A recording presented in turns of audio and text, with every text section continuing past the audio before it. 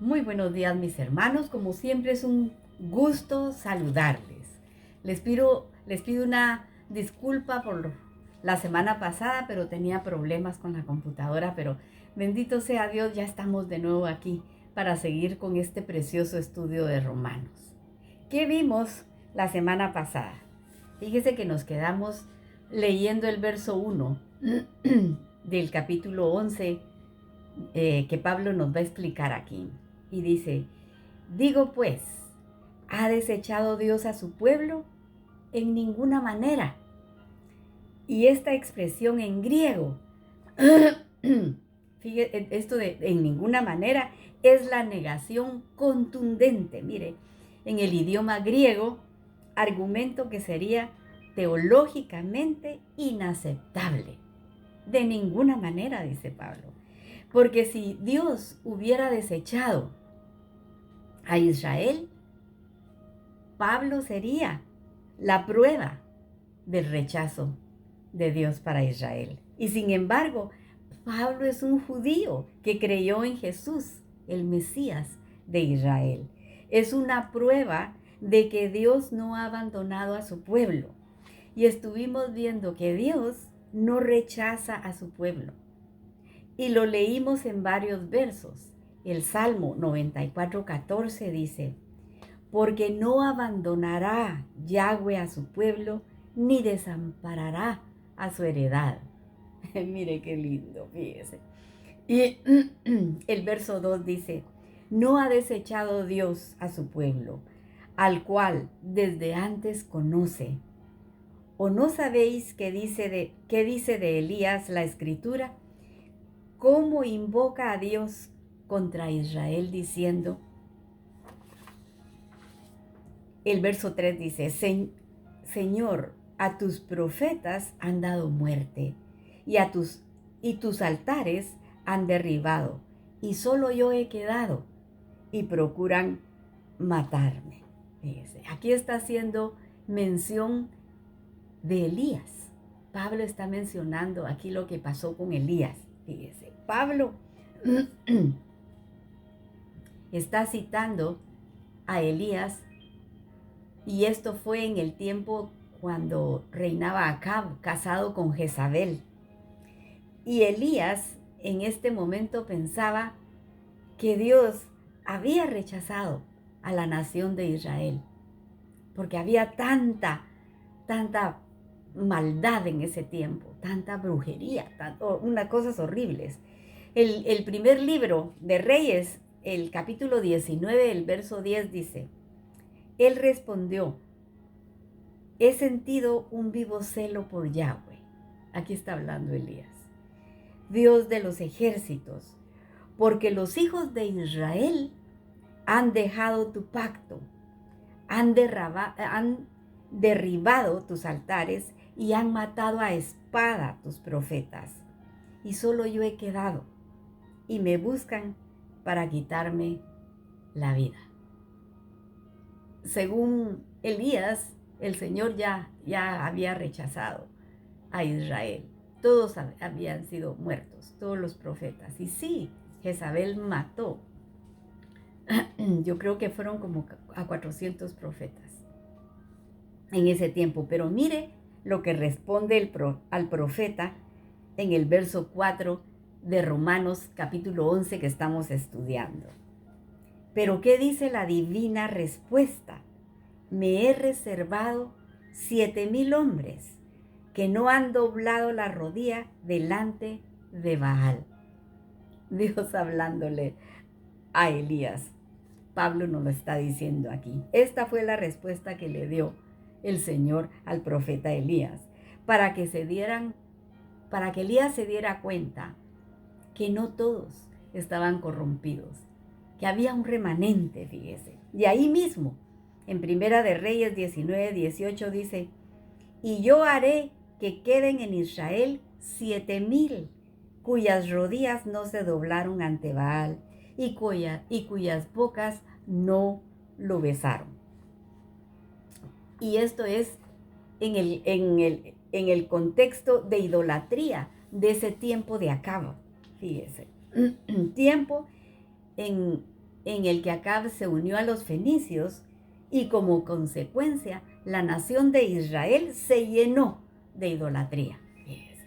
Y el juicio del Señor fue duro, porque durante 3 años no hubo lluvias en Israel. Y acordémonos que Israel era un pueblo agrícola.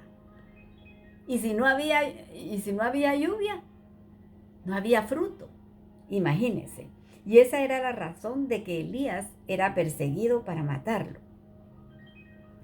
¿Por qué? Nos preguntamos nosotros, ¿por qué usa Pablo el ejemplo de Elías? ¿Por qué está usando Pablo este ejemplo?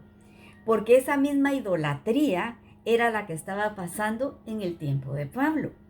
Porque a causa, mire, de las propias leyes que ellos levantaron, leyes de hombres, habían caído en idolatría.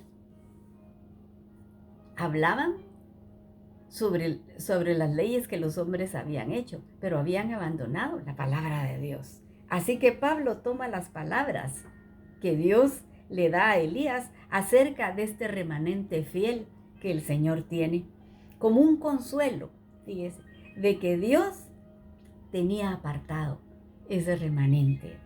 Un remanente donde se incluía Pablo, fíjese, remanente que no había rechazado al Mesías.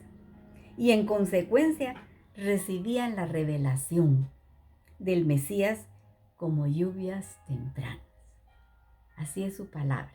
Refresca nuestro corazón cuando viene la palabra a nosotros. El verso 5 dice, así también, aún en este tiempo, ha quedado un remanente escogido por gracia. Nada de lo que hacemos o nada de lo que pudo haber hecho Israel cuenta. Aquí dice escogido por gracia. Y la gracia es un regalo donde no tenemos nada que ver nosotros. Y la gracia es aquella influencia divina sobre el corazón de los hombres que es un regalo. Es un regalo de Dios para quien la recibe. Claramente no por obras que haya hecho alguno para recibirla. Así que el remanente que habla Pablo se refiere como un remanente escogido por la gracia de Dios. El remanente que escogió Dios fue una obra divina en el corazón de todos aquellos que se mantuvieron fieles al Señor. Dios mantiene su fidelidad incluso, mire, cuando la mayoría falla. Y Pablo añade aquí una frase, escogido por gracia, o sea, no por obras. Y el verso 6 dice, y si por gracia, ya no es por obras. De otra manera, la gracia ya no es gracia. Y si por obra, ya no es gracia. De otra manera, la obra ya no es obra. Pablo está cerrando aquí una puerta, mire, que siempre intentan dejarla medio abierta. La puerta del mérito parcial. La idea de que el mérito y la gracia pueden mezclarse. Pero Pablo dice, no, porque o es gracia, que significa que no depende de ninguna obra hecha por los hombres, o es obra, lo que significa que no se necesita la gracia. Las dos no pueden coexistir en el mismo acto de elección divina, porque la obra hecha por los hombres ya no constituye una obra de Dios. Por eso es importante que nosotros nos mantengamos fieles a los mandamientos, haciendo la voluntad de Dios, porque es como le agradamos, haciendo su voluntad. El verso 7 dice, ¿qué pues? Lo que buscaba Israel no lo ha alcanzado, pero los escogidos sí la han alcanzado.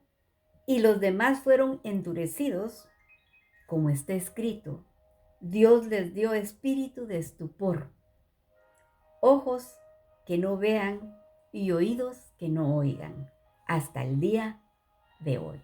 Y esto Pablo lo había dicho en el contexto de los que tropezaron en la piedra de tropiezo. También Pablo está citando Deuteronomio 29:4, Isaías 20:10, Salmo 69, versos del 22 al 24, por si usted lo quiere revisar. Ahí está lo que Pablo está diciendo. Y si ustedes se dan cuenta, son 3 textos de géneros distintos. Está hablando sobre la ley, está hablando sobre los profetas y está hablando en los salmos de lo mismo. Vamos a leer lo que dice Deuteronomio 29:4. Pero hasta hoy Yahweh os ha dado corazón, no os ha dado corazón para entender, ni ojos para ver, ni oídos para oír. Y en el Nuevo Testamento Pablo dice, y todos apuntan al mismo fenómeno, endurecimiento de corazón de Israel ante la revelación. El Señor les ha puesto velo. En Romanos 9:30, Pablo hablando, ¿qué pues diremos? Que los gentiles que no iban tras la justicia han alcanzado la justicia, es decir, la justicia que es por fe.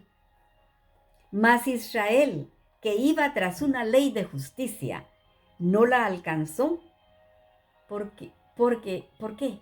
Porque iban tras ella no por fe, sino por obras de la ley, pues tropezaron en la piedra de tropiezo. ¿Quién es la piedra de tropiezo? Nuestro amado Jesús, el Mesías de Israel. Él es la piedra de tropiezo para ellos. No iban, dice, no iban por fe. La salvación es por fe, creyendo en el sacrificio que hizo Jesús por todos nosotros. Nosotros no podíamos hacer absolutamente nada en la obra de la salvación. La hizo Cristo. Él pagó lo que yo tenía que pagar, lo que todos ustedes y el mundo entero tenía que pagar. Él tomó nuestro lugar. Nosotros nada hicimos y nada podemos hacer tampoco, porque es por gracia, es un regalo de Dios.